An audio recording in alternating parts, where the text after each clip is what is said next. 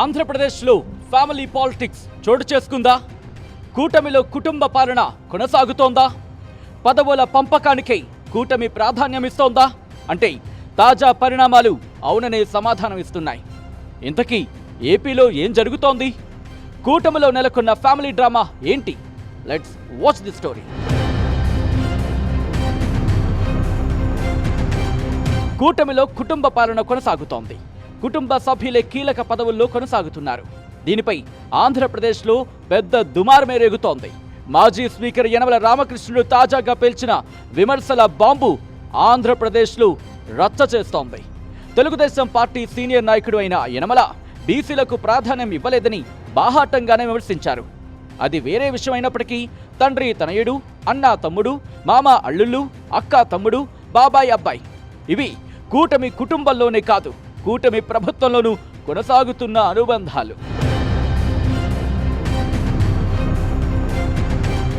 కూటమి ప్రభుత్వంలో పదవుల పంపకం కోసం ఆంధ్రప్రదేశ్లో ఫ్యామిలీ డ్రామా నడుస్తోంది. ఫ్యామిలీ ప్యాక్కి చంద్రబాబు ప్రాధాన్యమిస్తున్నారు. గతంలో కంటే ఆయన ఇప్పుడు భిన్నంగా వ్యవహరిస్తున్నారు. ఆయన తీసుకున్న నిర్ణయాలు ఆంధ్రప్రదేశ్లో తాజాగా రచ్చ చేస్తున్నాయి. కూటమిలో కొనసాగుతున్న మెగా, నారా, నందమూరి, దగ్గుబాటి, కింజరపు కుటుంబాలు తాజాగా ఏపీలో రాజ్యమేలుతున్నాయి.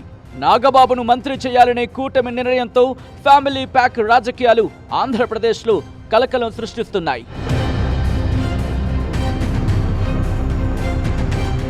నాడు జగన్ పైన, ఫ్యామిలీ ప్యాక్ రాజకీయాలపైన కీలక వ్యాఖ్యలు చేసిన పవన్ నేడు అదే పంథా కొనసాగిస్తున్నారు.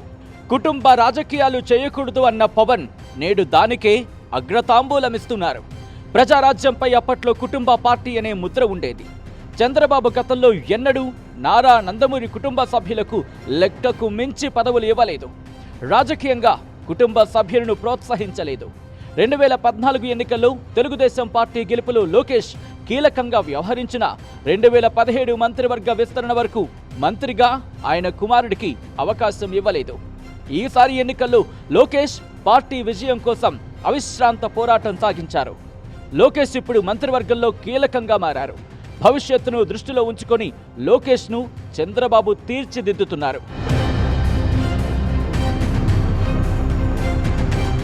కూటమిలో తాజాగా 5 కుటుంబాలు చక్రం తిప్పుతున్నాయి.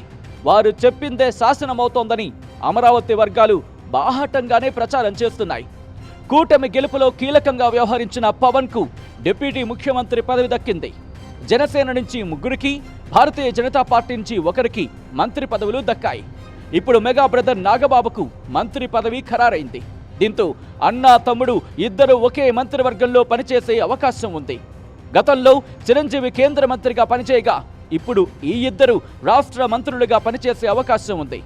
అదేవిధంగా కింజరపు కుటుంబం నుంచి అచ్చెన్నాయుడు రాష్ట్ర మంత్రిగా ఉన్నారు. రామ్మోహన్ నాయుడు కేంద్ర మంత్రిగా కొనసాగుతున్నారు. కేంద్రం, రాష్ట్రంలో ఎన్డీఏ ప్రభుత్వమై అధికారంలో ఉండడంతో బాబాయ్, అబ్బాయికు ప్రాధాన్యం పెరిగింది. ఇక చంద్రబాబు విషయానికొస్తే ఆయన ముఖ్యమంత్రిగా, ఆయన కుమారుడు లోకేష్ మంత్రిగా కొనసాగుతున్నారు. నందమూరి బాలకృష్ణ విషయానికొస్తే ఆయన హిందూపురం ఎమ్మెల్యేగా కొనసాగుతున్నారు.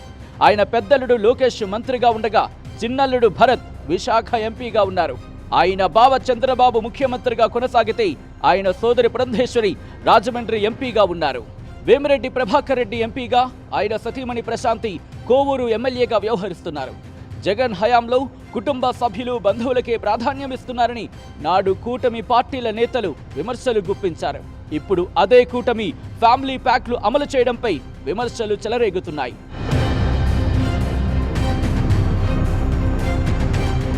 రాజ్యసభ అభ్యర్థిత్వం కోసం తెలుగుదేశం పార్టీలో సీనియర్లు గంపెడు ఆశలు పెట్టుకున్నారు. బీదా మస్తాన్ రావు పైన అభ్యంతరం లేకపోయినా సానా సతీష్కి ఇవ్వడం పైన భిన్నమైన అభిప్రాయాలు వ్యక్తమవుతున్నాయి. మంత్రివర్గంలోకి నాగబాబును తీసుకోవడం పవన్ను బుజ్జగించడం కోసమే అన్న చర్చ, ఆ రచ్చ నడుస్తోంది. ఏదేమైనా కూటమిలో అమలవుతున్న ఫ్యామిలీ హైడ్రామా తెలుగుదేశం పార్టీ కేడర్లు అసంతృప్తిని రాజేస్తోంది.